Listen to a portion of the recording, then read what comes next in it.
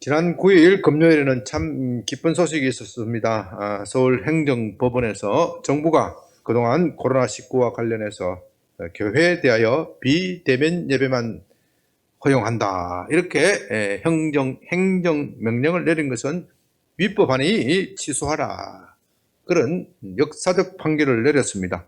그 판결은 너무나도 당연한 것이고 오히려 때늦은 감이 있습니다. 코로나와 같은 전염병은 비슷한 수준, 위험이 비슷한 수준에 있는 시설은 똑같은 조치를 해야 합니다. 어느 한 시설만 엄중하게 한다고 해서 막을 수 있는 것이 아닙니다. 예를 들자면 사회적 봉쇄라 그러죠. 직장이나 모든 사회적 시설을 봉쇄할 때 그때 한꺼번에 집중적으로 같이 해야 합니다. 어느 한 직역, 한 시설, 예를 들자면 커피점만 봉쇄하고 다른 시설을 다 놔둔다. 영화관만 봉쇄하고 또 다른 시설은 다 놔둔다. 이렇게 하면은 코로나를 막을 수가 없는 겁니다. 그렇게 하면 당하는 직역은, 그 당하는 분야에서는 정부가 우리에 대해서 악감정을 가지고 있다. 정치 방역을 한다. 그렇게 의심을 할 수밖에 없습니다. 그런데도 정부는 유독 교회에 대해서만 차별적으로 대우하여 사실상 교회를 폐쇄하는 그런 조치를 하였습니다. 국무총리와 대통령이 앞장서서 교회를 코로나 발병의 진원지로 세우고 언론도 거기에 휩싸여 몰고 갔습니다. 비대면 예배만 허용한다. 이거는 국민과 교회를 속이는 것입니다. 비대면의 모임은 정부가 허용하고 말고 할 것이 없습니다. 여러분들이 코로나 상황이 아무리 중하다고 해서 비대면 모임을 가지지 말라, 허용한다는 것은 금지된 것을 전제로 허용하는 것이 아닙니까? 그렇게 말할 수가 없는 것이지요. 그것은 국민의 당연한 권리입니다.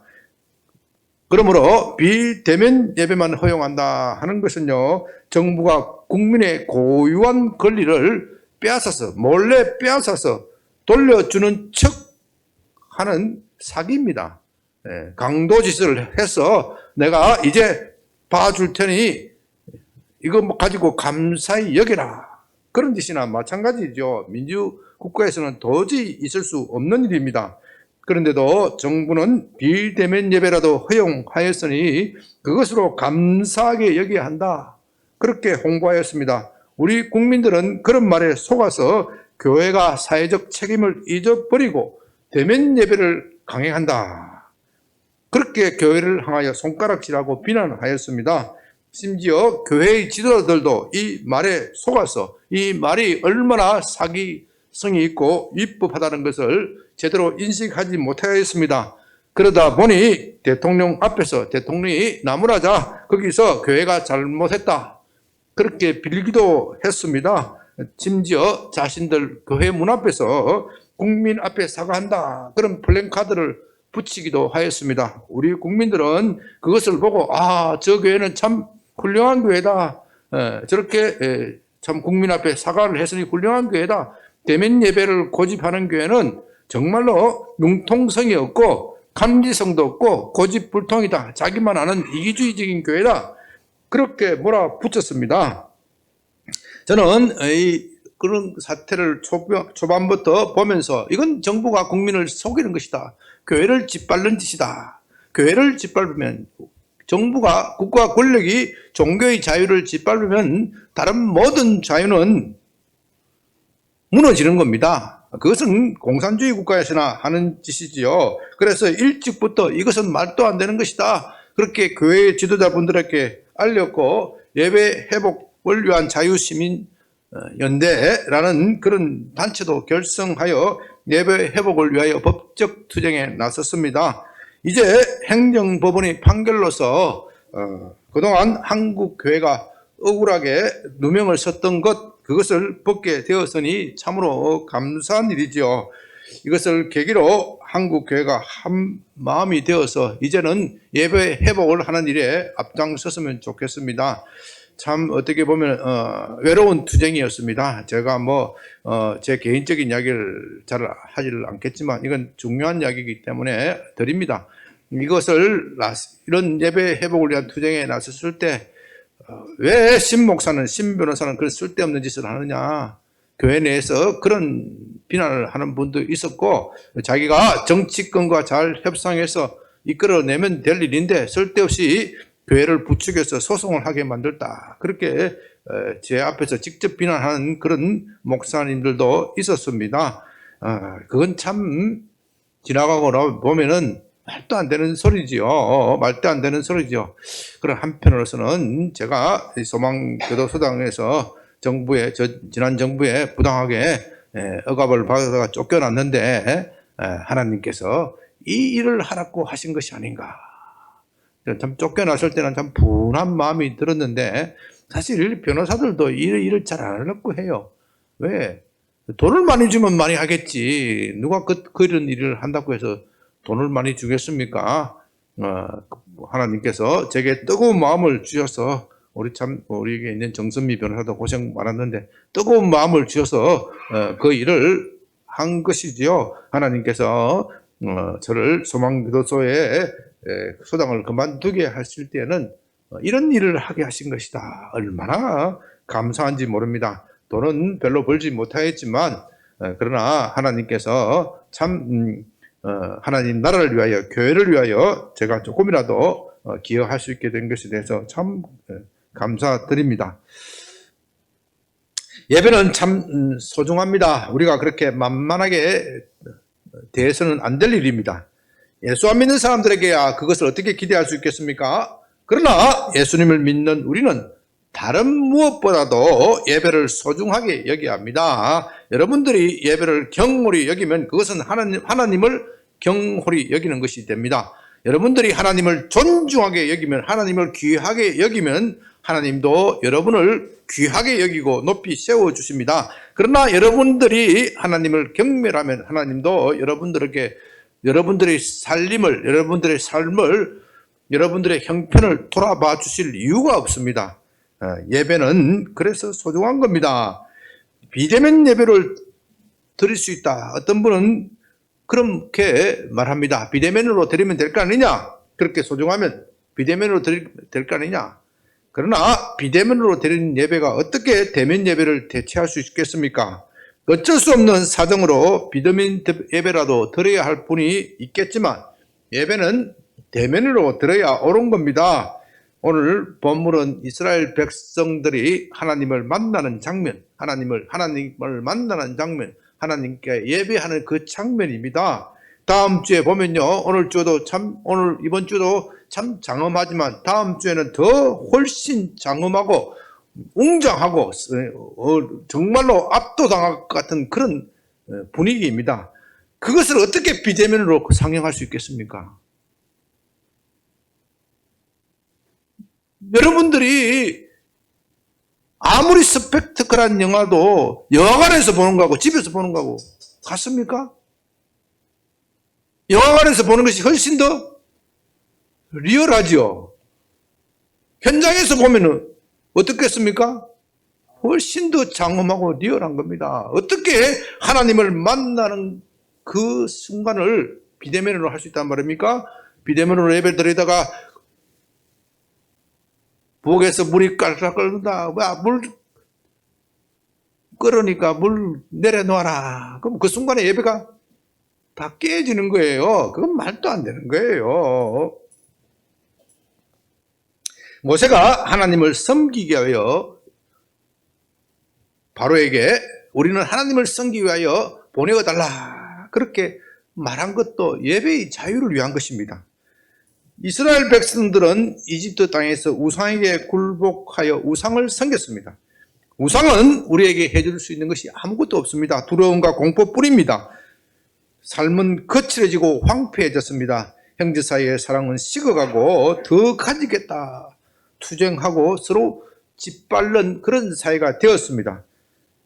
그건 진정한 예배가 없는 사람들의 특징입니다. 그것은 바로 지옥의 냄새입니다. 그래서 우리는 예배를 회복해야 합니다. 우리는 코로나 후 포스트 코로나 시대를 맞이하고 있습니다. 이 시점에서 우리가 가장 먼저 해야 할 일은 예배의 회복입니다. 경제의 회복이나 정치의 통합도 중요하지만 그에 앞서 예배 회복이 더욱 중요합니다. 이제 본문을 살피면서 무너진 예배의 재단을 다시 쌓고 어떻게 다시 예배를 회복할 수 있는지, 그렇게 함으로써 우리가 다시 어떻게 하나님의 복을 받을 수 있는지 좀 깊이 생각했으면 좋겠습니다. 본문 19장 7절입니다. 모세가 내려와서 백성의 장로들을 불러 여호와께서 자기에게 명령하신 그 모든 말씀을 그들 앞에 진술하니 백성이 일제히 응답하여 이르되 여호와께서 명령하신 대로 우리가 다 행하리이다. 모세가 백성의 말을 여호와께 전하매. 지난주에 살펴본 바와 같이 이스라엘 백성이 시내산에 이르렀을 때 모세는 백성들을 산 기슭에 남겨두고 자기 혼자 그 시내산, 그 높은 산에 올라갔습니다. 이제 하나님은 그 모세에게 직접 사람에게 말씀하시듯, 사람과 대화를 하시듯 말씀하십니다. 내가 너희를 독수리 날개로 업어 이집트에서 이곳으로 인도하였다. 너희들이 내 말을 잘 듣고 내 언약을 지키면 너희는 모든 민족 중에 내 소유가 되고 제사장 나라 거룩한 백성이 될 것이다. 이것을 백성에게 전하라. 참으로 황공하고 은혜롭고 감미롭고 자비로우신 말씀입니다.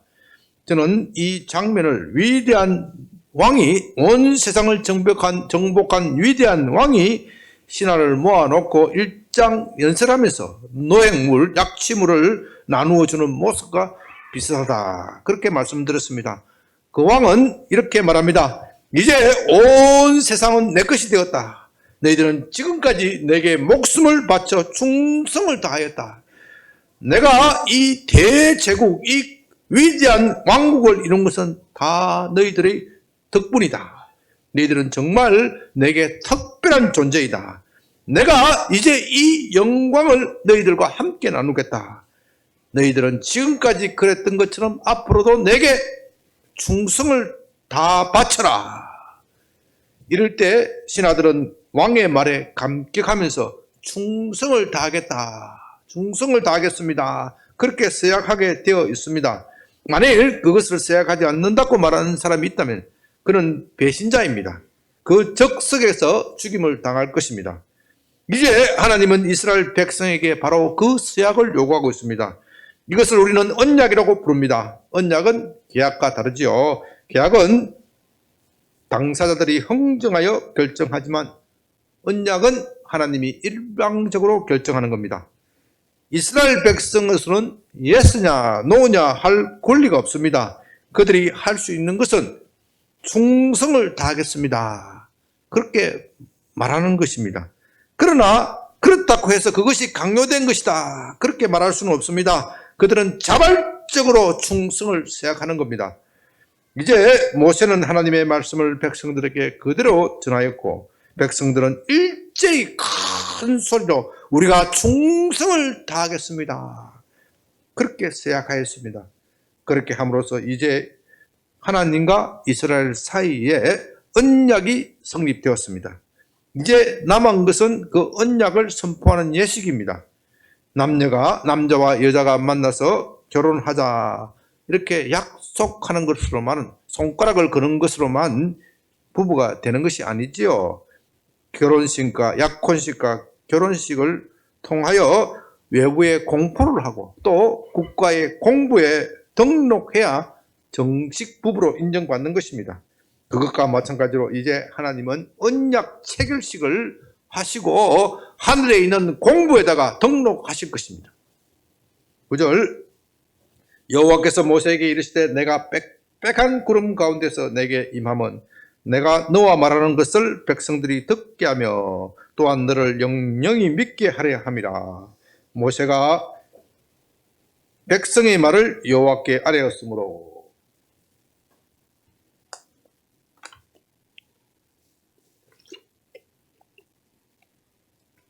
하나님은 모세가 하나님과 대화를 할 때 빽빽한 구름 가운데 임하셨다.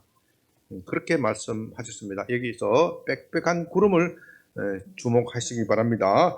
아마도 백성들이, 산 밑에 있는 백성들이 보기에는 산 위에 빽빽한 구름이 덮여 있고 그 가운데 모세가 서 있는데 모세가 보이지도 않았겠죠. 마치 그 구름 속에서 천둥 소리가 울려나는 것을 들었을 것입니다. 그것은 광야입니다. 제가 그곳 날씨는 잘 모르지만 대개 비가 없고 구름도 거의 한 점 없습니다. 그런데 모세가 올라가자 산은 구름으로 덮였습니다. 그 산에서 우레와 같은 소리가 들립니다. 번개도 쳤습니다. 이 얼마나 두렵고 놀라운 광경입니까? 그것을 본 백성들은 모세에 대하여 두려움에 떨었습니다. 어떻게 사람이 하나님과 대화를 할 수 있다는가? 그런데 마치 모세는 하나님과 대화를 할 때 사람이 대화를 하듯 그렇게 대화를 합니다. 그러고도 살아남았습니다. 그것을 본 백성들은 야, 모세야말로 하나님이 인정하시는 특별한 존재다. 그것을 알게 됩니다. 이처럼 하나님은 모세의 권위를 세워주십니다. 이제 백성들은 그를 신뢰하고 따를 것입니다. 나라가 잘 되려면요, 좋은 지도자가 있어야 됩니다. 지도자가 없으면요, 전쟁에서 승리할 수도 없고 나라를 세울 수도 없습니다. 그래서 하나님은 모세의 리더십을 백성들 앞에 확실히 세워주십니다. 또한 빽빽한 구름은 하나님의 임재의 상징입니다. 하나님은 그 빽빽한 구름 뒤에서 음성으로 말씀하십니다. 하나님이 왜 빽빽한 구름 뒤에서 말씀하실까요? 그 이유는 하나님 자체를 아무도 볼 수 없기 때문입니다. 왜냐하면 하나님은 너무도 크신 분이기 때문입니다. 뱃속에 있는 아이는 결코 엄마의 얼굴을 보지 못합니다. 엄마의 소리는 듣고 숨결과 심장의 고동은 느낄 수는 있어도 결코 엄마의 얼굴을 볼 수는 없습니다. 왜냐하면 엄마의 얼굴은 아이에게는 너무나도 크기 때문입니다. 아이와 엄마는 같은 사람이지만, 뱃속에 있는 그 태아는 같은 사람이지만 전혀 다른 차원에 존재합니다. 그처럼 우리는 하나님을 느낄 수는 있어도 하나님을 볼 수는 없습니다. 만일 인간이 직접 하나님을 보려고 한다면 인간은 다치게 되어 있습니다. 죽게 되어 있습니다.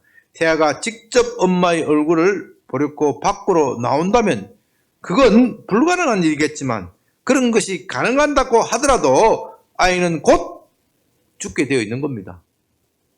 그와 같이 우리의 지성과 능력은 한계가 있기 때문에 하나님을 보지 못합니다. 단지 하나님의 음성을 듣고 숨결과 심장의 고동을 느끼면서 그 임재를 체험하게 되는 겁니다. 그래서 하나님은 빽빽한 구름 뒤에 계신다, 그렇게 말하는 겁니다. 10절, 여호와께서 모세에게 이르시되 너는 백성에게로 가서 오늘과 내일 그들을 성결하게 하며 그들에게 옷을 빨게 하고 준비하게 하여 셋째 날을 기다리게 하라. 이는 셋째 날에 나 여호와가 온 백성의 목전에서 시내산에 강림할 것이니. 지금 하나님은 참으로 엄청난 말씀을 하고 계십니다. 그것은 하나님께서 직접 이 땅에 내려오시겠다, 직접 강림하여 이스라엘 백성을 만나시겠다 하시는 겁니다. 이 얼마나 황공스러운 말씀입니까?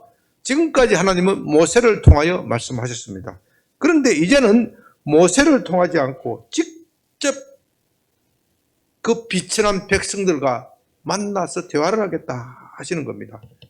만왕의 왕 만주의 주께서 자기 백성을 직접 만나 주시겠다고 하는 겁니다. 이것은 정말 하늘이 놀라고 땅이 놀랄 일입니다. 어떻게 창조주 하나님께서 이 땅에 직접 강림하실 수 있습니까? 인류 역사에 없는 일입니다. 이것은 엄마의 뱃속에 있는 아이를, 엄마가 뱃속에 있는 자기 뱃속에 있는 아이를 너무 보고 싶어서 자기 뱃속으로 들어가는 일이나 마찬가지입니다. 어떻게 그런 일이 가능하겠습니까? 설령 가능하다고 하더라도 엄마는 얼마나 갑갑하겠습니까? 그러나 하나님에게는 모든 것이 가능합니다. 엄마가 엄마의 뱃속에 들어가는 일도 가능합니다.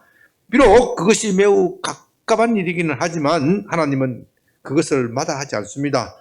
그 이유는 하나님이 그들을 너무도 사랑하셨기 때문입니다. 그 외에는 다른 어떤 것으로도 설명할 수 없습니다. 정말이지 하나님은 이스라엘 백성을 끔찍이 사랑하셨습니다. 창조주 하나님이 자기의 지위를 버리고 이 땅에 강림하실 만큼, 그 갑갑한 이 땅에 오실 만큼 그들을 사랑하셨습니다. 그렇기 때문에 이 사건은 장차 이 땅에 오실 메시아이신 하나님의 아들 예수 그리스도의 탄생을 예표한다. 그렇게 말합니다. 이제 다음 주에 우리가 자세히 살펴보겠지만 하나님이 직접 강림하시자 이스라엘 백성은 두려움과 공포, 패닉에 빠집니다. 패닉에. 그렇게 보고 싶어 하던 하나님을 직접 보게 되자 패닉에 빠지게 됩니다. 그 이유는 그들이 죄인이기 때문입니다. 자기 죄 때문에 그런 겁니다. 그러므로 인간이 하나님을 만나려면 먼저 자기의 죄를 깨끗이 씻어야 합니다. 죄인은 결코 하나님을 만날 수 없습니다. 왜냐하면 죄인이 하나님을 만나면 죽을 수밖에 없기 때문입니다. 하나님은 모든 것을 불태우는 강렬한 태양입니다. 섣불리 하나님 앞으로 가다가는 태양이 가까이 가는 것처럼 불에 타서 죽어버릴 것입니다. 그래서 모세는 그들이 자기의 옷을 빨라 그렇게 말합니다. 옷을 빤다는 것은 단순히 입고 있는 의복을 이야기하는 것이 아닙니다. 그들이 스스로 돌아보고 마음을 정결하게 하라 그런 뜻입니다. 요한계시록 22장 14절에서는 자기 두루마리를 빠는 자들이 복이 있으니 이는 그들이 생명나무에 나아가며 문을 통하여 들어갈 권세를 받으려 함이라 그렇게 말하였습니다. 두루마기를 빤다는 것은 회개를 말하는 겁니다. 자기 옷을 빤다는 것은 회개를 말하는 겁니다. 우리는 하나님 앞에 서기 전에 우리 자신을 돌아보고 회개해야 합니다. 하나님은 죄인을 용서하지 않지만 죄인을 용서하지 않으시지만 회개하는 죄인은 죄인에게 대하여는 무한한 자비를 베푸십니다. 우리의 잘못을 회개하는 것만이 죄에서 우리를 해방하게 하고 하나님 앞에 서게 할 것입니다. 12절 너는 백성을 위하여 주위에 경계를 정하고 이르기를 너희는 삼가 산에 오르거나 그 경계를 침범하지 말지니 산을 침범하는 자는 반드시 죽임을 당할 것이라. 그런 자에게는 손을 대지 말고 돌로 쳐서 죽이거나 화살로 쏘아 죽여야 하리니 사람이나 짐승을 막론하고 살아남지 못하리라. 하고 나팔을 길게 불거든 산 앞에 이를지니라 하라.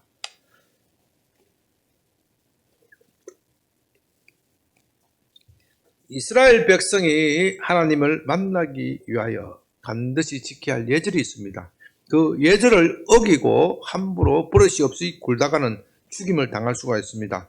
불이 내려와 그 사람을 집어삼킬 것입니다. 아니 그들뿐만 아니라 이스라엘 백성 전체를 집어삼킬 수도 있습니다.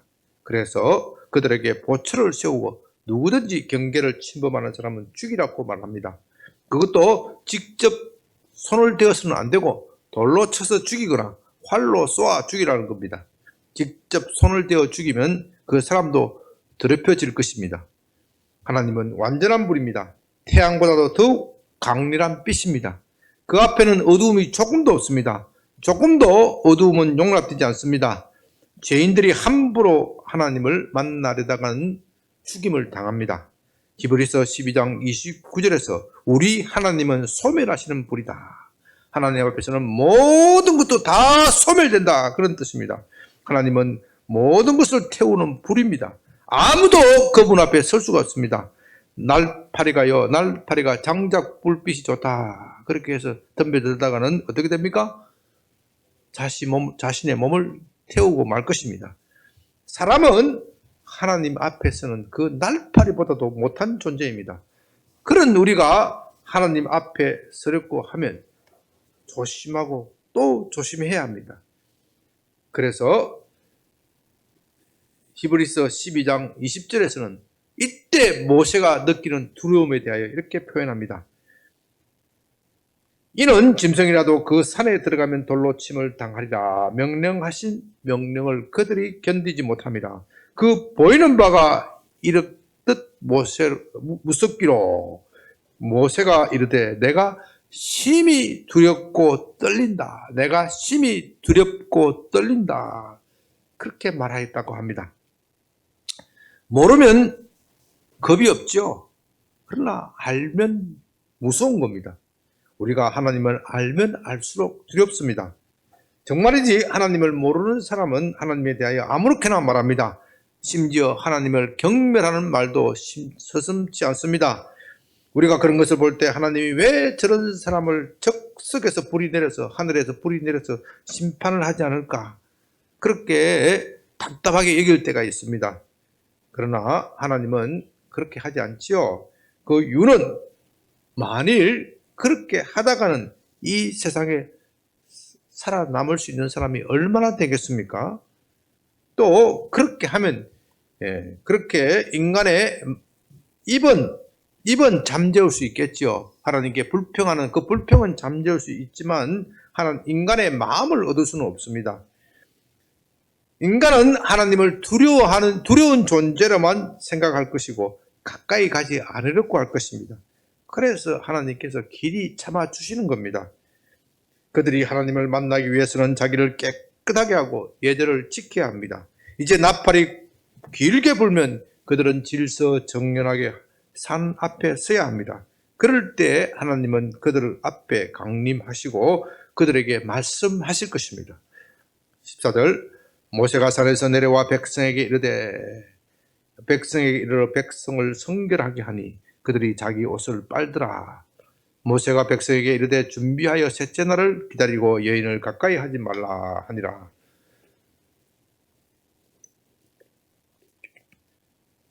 하나님을 만나는 사람은요 설렘이 있어야 됩니다. 설렘. 기다린다는 것은 참 쉬운 것 같지만 쉽지가 않죠. 그것은 사랑하는 마음이 있어야 됩니다. 내가 그 사람을 사랑하는 마음이 있어야 기다림이 달콤합니다. 사랑하는 마음이 없이 기다리면 어떻게 돼요? 짜증과 분노를 유발합니다. 이 인간 나를 무시해도 분수가 있지. 혼자서 씩씩거립니다. 그러나 사랑하는 마음이 있으면 참을 수 있습니다. 아니 그 기다림이 달콤해집니다. 여러분들은 젊은 시절에 연애를 해본 일이 있겠지요. 데이트 약속을 하면 대개 여자들이 늦게 오죠. 보통 30분 늦는 것은 기본 예의다. 여성으로서 기본 예의다. 그래서 그렇게 여자들은 생각하는 것 같습니다. 저는 젊었을 때 여자들이 그런 태도를 이해하지 못하였습니다. 그저 남자들이 가슴을 불태워서 자기의 주가를 높이는 것이다. 그렇게 생각만 했을 뿐이죠. 그러나 결혼하고 여자와 함께 살다 보니 여자가 늦게 나오는 이유를 알겠더라고요. 남자를 만나러 가는 여자의 마음, 진정으로 사랑하는 남자의 마음을, 남자를 사랑하는 남자를 만나는 여자의 마음도 설레입니다. 내 남자친구에게 내가 어떤 모습을 보여줄까 고민하면서 이것저것 입어보고 또 머리도 손질하고 또 화장도 고치고 또 고칩니다. 그렇게 하다 보니 약속된 시간을 맞출 수가 없게 됩니다. 우리 권사님 옛날 생각나는 모양이네. 이제 하나님을 만나려는 사람은 그런 설렘이 있어야 됩니다. 하나님 앞에 섰을 때 자신이 어떤 모습을 가지고 하나님 앞에 가야 하나. 옷매무시도 고치고 자신을 단정하게 해야 합니다. 예배도 보면 꼭 여성들이 잘 늦어요. 저는 그것을 생각하면서 하나님 앞에 만나기 위해서 그렇게 하는구나. 그렇게 이해하려고 합니다. 아멘. 찔리는 분은 다음부터는 안 그랬어요. 그러지 마세요. 이제 말씀을 마칩니다. 우리는 코로나 시대를 종식하면서 정말 포스트 코로나 시대를 맞이하면서 대부흥이 절실한 시기에 있습니다. 부흥은 우리 모두가 갈망하는 것입니다. 지금 한국 교회와 사회는 심각하게 메말랐고 사람들은 지쳤습니다. 코로나는 모든 것을 쓸어가 버리는 쓰나미와 같습니다. 정말이지 모든 것을 다 쓸어가 버렸습니다. 당장 경제가 걱정입니다. 코로나 때 푸른 돈, 이것 때문에 인플레이션이 계속 진행되고 있고 미국이 돈을 거두어 들이고 있습니다. 그렇게 되면 이것이 전 세계에 영향을 미치죠. 우리나라도 금리를 올리고 있고 또 계속 올릴 것입니다. 그렇게 되면 빚을 내어 부동산을 산 사람들은 정말 힘들게 될 것입니다. 영혼도 끌어서 집을 산다. 그렇게 한 사람들이 참 이 빚을 견디지 못하여 집을 헐값으로 내놓아야 할 것입니다. 그렇게 되면 부동산 버블 거품이 꺼질 것입니다. 버블이 꺼지면 경제가 폭망할 수도 있다. 빚이 많은 사람은 정말 힘들게 될 것입니다. 돈이 많은 사람들이야 어떻겠습니까? 서민들은 정말 살기가 팍팍할 것입니다. 아닌 게 아니라 물가가 장난 아니게 올랐습니다. 불과 1, 2년 전만 하더라도 몇 달 전만 하더라도 만 원짜리 한 장을 들고 가면 그래도 한 끼를 제대로 사 먹을 수 있습니다. 그러나 이제 겨우 사 먹습니다. 냉면값도 이 강남에는 특별히 물가가 비싸서 만 원 이상 해요. 냉면도 못 사 먹어요. 그저 칼국수나 사 먹을 수 있을까? 짜장면이나 한 3끼 사 먹을 수 있을까? 참 인플레이션이 심해지면요 연금이나 월급 생활자는 가만히 앉아서 깎입니다. 수입은 고정되어 있는데 물가는 올라가니 당연한 것이죠. 그렇게 되면 국민의 불만은 커져가고 나라는 불안해집니다. 지금 우파 정부가 들어서서 경제 문제를 대처하고 또 계획을 하고 있다 하지만 경제 문제가 그렇게 쉬운 겁니까? 그 쉽지 않아요. 경제가 나빠지면 또 좌파 정부가 들어서게 되어 있습니다. 그렇게 하다 보면 나라가 혼란에 빠지게 됩니다. 여러분들은 제 말을 오해하지 마시기 바랍니다. 저는 우파 정부가 좋고 좌파 정부는 나쁘다 그런 말을 하는 것이 아닙니다. 정부는 시절에 따라서 우파일 수도 있고 우파적인 정책을 펼칠 수도 있고 좌파적인 정책을 펼칠 수도 있습니다. 우파와 좌파가 자연스럽게 교체되는 겁니다. 그것이 자연스러운 겁니다. 한 번 우파로 가면 한 번 어떻게 해요? 좌파로 가는 거예요. 이게 뭐라 그러죠? 이게 펜들럼이라고 하죠. 펜들럼처럼 왔다. 국가의 정책은 그런 겁니다. 문제는 우리나라와 같은 좌파 우파의 대립이 극심한 나라에서는 이 좌파 우파 사이의 정권의 교체가 심각한 혼란을 가져올 수 있다. 그것이 걱정되는 겁니다. 그래서 경제도 위기이지만 정치도 위기입니다. 북한의 김정은은 핵을 가지고 계속 장난질하고 있습니다. 중국과 북한은 미국을 견제하기 위하여 이것을 부추기고 있습니다. 그래서 안보도 위기입니다. 우리 교회도 심각한 위기에 있습니다. 코로나 상태가 종식되어 가고 있지만 교회의 회복은 참으로 더딥니다. 나이가 드신 분들은 이제 교회에 나와서 예배 드려야겠다. 옛날에 향수가 있었으니까 그런 생각도 있지만 젊은 사람들은 그렇지 않습니다. 그들은 너무도 비대면 예배에 익숙해진 나머지 이 코로나 사태가 끝나도 교회로 돌아올 줄을 모릅니다. 그렇게 하다 보니 결국 신앙을 잃고 말았습니다. 교회 안 나가도 잘 사는데 굳이 나갈 건 뭐 있느냐. 금년에 한국의 거의 모든 신학교가 정원을 채우지 못하겠다고 합니다. 목사가 되려는 젊은 사람이 없다는 것이죠. 소명모식도 없이 신학교에 입학하는 젊은이들, 옛날에 그런 사람들이 많이 있었죠. 그것도 문제이지만 그나마 그런 사람들조차도 없다는 겁니다. 그래서 우리에게 회복이 필요합니다. 회복이란 말은 교회사에서는 부흥, 리바이벌, 영어로서는 리바이벌이라는 말을 더 잘 사용합니다. 우리에게는 부흥이 필요합니다. 그것도 적당히 부흥하는 것이 아니라 대부흥, great revival이 필요합니다. 나라가 회복되고 부흥하려면은 국민들의 정신이 먼저 개조되고 혁명이 일어나야 됩니다. 정신혁명이 먼저 일어나야 돼요.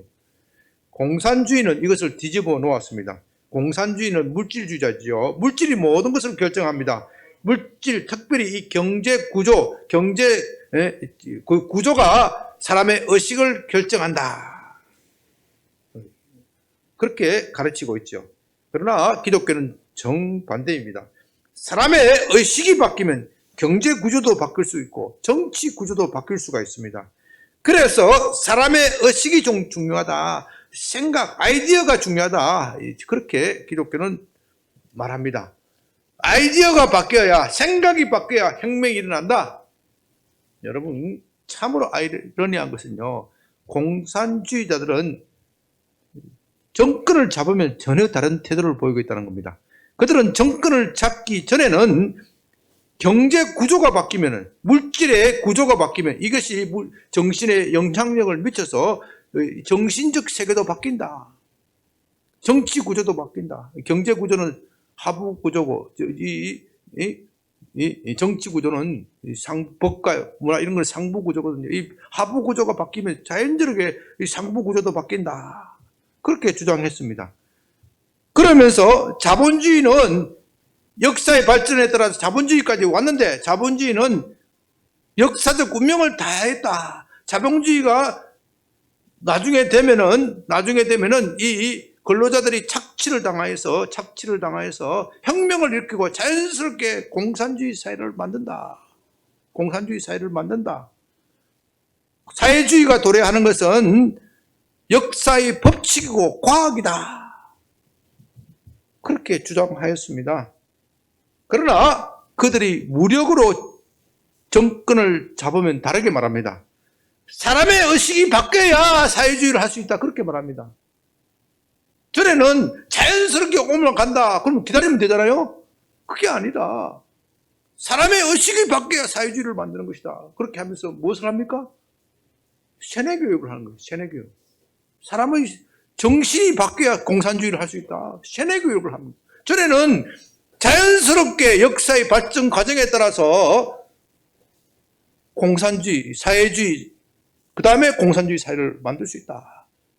그렇게 사람들을 속여서 혁명을 일으키고 난 다음 정권을 잡으면은 사람의 의식 구조를 바꾸어야 사회주의가 되고 공산주의가 된다. 그러니 이 사람의 의식 구조를 바꾸기 위해서는 무엇을 한다고요? 세뇌해야 된다. 세뇌해야 하기 위해서는 국가가 모든 권력을 독점해야 된다. 독재해야 된다. 이거예요. 얼마나 속이는 거짓말입니까? 이게 모택동 사상이고 김일성 주체 사상입니다. 별거 아니에요. 모택동 사상, 김일 주체 사상 별거 아니에요. 마르크스가 살아났으면은 이놈들은 공산주의자가 아니네. 그렇게 말할 거예요.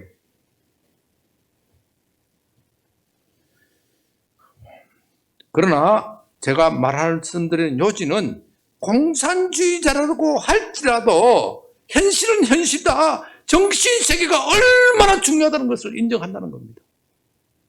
현실은 현실이기 때문에요.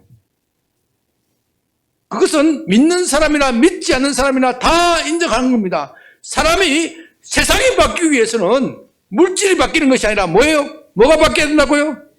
내 정신, 의식이 바뀌어야 된다. 이것은 믿는 사람이나 믿지 않는 사람이나 심지어 지독한 공산주의자도 인정한다는 거예요. 위대한 부흥 뒤에는 반드시 정신적 혁명이 있었습니다. 지금 우리 대한민국은 정신의 혁명이 필요한 시대입니다. 우리 젊은이들의 정신이 썩어버렸습니다. 결혼과 가정의 가치를 헌시작처럼 버립니다. 자기의 추구와 행복 이것만이 제일 중요하다. 아이를 키우는 것 이거 얼마나 귀찮은 일이냐. 얼마나 내게 큰 짐이냐. 아이를 임신하는 것 여성의 행복을 다 빼앗아가는 것이다. 그렇게 가르쳤습니다. 인본주의자들 그렇게 가르쳤습니다. 물질주의자들이 그렇게 가르쳤습니다. 그러니 이 대한민국의 젊은이들의 정신이 썩어버린 거예요. 이런 대한민국에 무슨 미래가 있겠습니까? 지금 출산율이 0.8%라고 합니다. 세계 최저 수준입니다. 이렇게 가다가는 대한민국이 자연스럽게 소멸될 것입니다. 0.8%면요, 한 세대가 지나면 2분의 1 이하로 줄어드는 거예요. 0.1%만 돼도 그런데, 1%만 돼도 그런데, 20년 이상 지나면 대한민국 인구가 지금 5천만에서 2,500만으로 줄어드는 거예요. 또 20년이 지나면 어떻게 되겠어요? 1,200만이 되는 거예요. 그럼 어떻게 북한을 이길 수 있습니까? 대한민국에 북한이 김정은이가 아예 젊었잖아요. 힘 안 써도 자연스럽게 북한에 흡수되는 겁니다. 중국에 흡수되는 거예요. 나라의 전망이 걸린 문제입니다. 이 정신이 혁명되기 위해서는 신앙의 회복이 필요합니다. 영국은 청교도 혁명이 일어나기 전에 부패하고 타락하였습니다. 형식적으로는 기독교 국가라고 하지만 영국 국교도에 의해서 교회는 타락하였고 국민 정신은 썩어버렸습니다. 사람들은 술을 좋아하고 음란과 도박에 빠졌습니다. 그럴 때 영국 청교도들이 정신혁명을 일으키고 그 결과 위대한 영국의 시대를 만들었습니다. 영국의 역사에서 우리가 배울 점은 참으로 많습니다. 그 조그마한 섬나라가 어떻게 그 거대한 중국을 이기고 전 세계를 석권할 수 있습니까? 전 세계를 경영할 수 있습니까? 그것은 먼저 그들에게 정신적 혁명, 청교도 혁명이 있었기 때문입니다. 청교도 혁명은 영국 국민들의 도덕심을 고양시켰고 애국심을 고취시켰습니다. 이제 그 청교도들이 미국으로 건너가서 그 위대한 미국을 건설한 것입니다. 제가 이 말씀을 드리는 것은 미국이나 영국이 하는 모든 일은 옳다 그렇게 말하는 것이 아닙니다. 친미주의자 말하는 게 아닙니다. 그들이 위대한 나라를 건설하여 세계를 제패한 것, 이것을 우리 대한민국이 배워야 한다는 겁니다. 우리의 정신이 혁명되면요, 영국, 러시아, 일본도 이길 수 있습니다. 왜 우리가 그런 나라에 보면 말만 들으면 겁을 짓고 집어먹고 엉뚱한 짓을 합니까? 국민 정신이 썩었기 때문에. 국민 정신이. 영국은 중국이 가까이 있는 것도 아닙니다. 지구 반대쪽에 있어요. 지구 반대쪽에 있어도 중국을 가지고 놀았어요. 우리는 중국 바라고 옆에 있지 않습니까? 우리 정신이 혁명되면요, 우리가 중국을 가지고 노는 거예요. 가지고 논다 하니까 중국이 좀 서운할 수 있겠지만요, 중국이 우리를 가지고 놀라고 그러잖아요. 우리가 가지고 놀아야지. 서운할 것도 없네, 그러니까. 뭐가 혁명되면? 정신이 혁명되면요. 정신이 혁명되기 위해서는 우리의 신앙의 부활이 필요한 겁니다. 우리의 신앙의 부흥이 필요한 겁니다.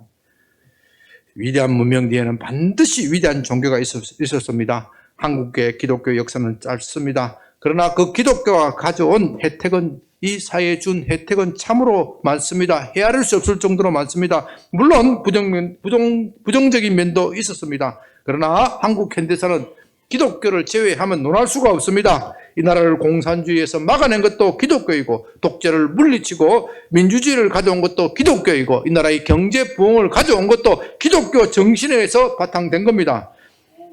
이제 그 기독교 정신이 부패했습니다. 그래서 이 나라가 썩어가고 우리 젊은이들이 썩어가고 있는 겁니다. 그래서 우리에게 신앙의 부흥이 필요한 겁니다. 그 부흥은요, 그 신앙의 부흥은 하나님을 만나는 것에서 시작이 되는 겁니다.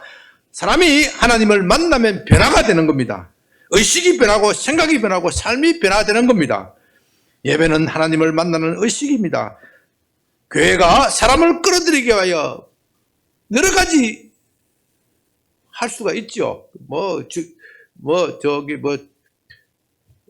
문화시설도 갖추고 체육관도 갖추고 어떤 교회는 심지어 수영장도 갖추고 뭐 여러 가지 좋은 지역민을 위한 좋은 프로그램을 만들고 할 수 있습니다. 그러나 그 모든 것도 이 예배에 비하면 아무것도 아니에요. 예배가 무너지면 그 모든 것은 다 소용이 없는 거예요. 그런 일들은 다 세상도 할 수 있는 겁니다. 세상과 교회가 왜 그런 것을 가지고 경쟁합니까? 세상이 할 수 없는 것, 그건 예배입니다. 세상이 이 국민들에게 제공해 줄 수 없는 것, 예배입니다. 예배가 왜 그렇게 소중합니까? 예배는 하나님을 만나는 의식이기 때문입니다. 인간의 모든 문제는 하나님을 만나야 해결되는 겁니다. 하나님을 만난 사람은 변화됩니다. 거듭납니다. 그 변화되고 거듭난 힘으로 세상을 바꾸는 겁니다. 다 같이 기도합니다.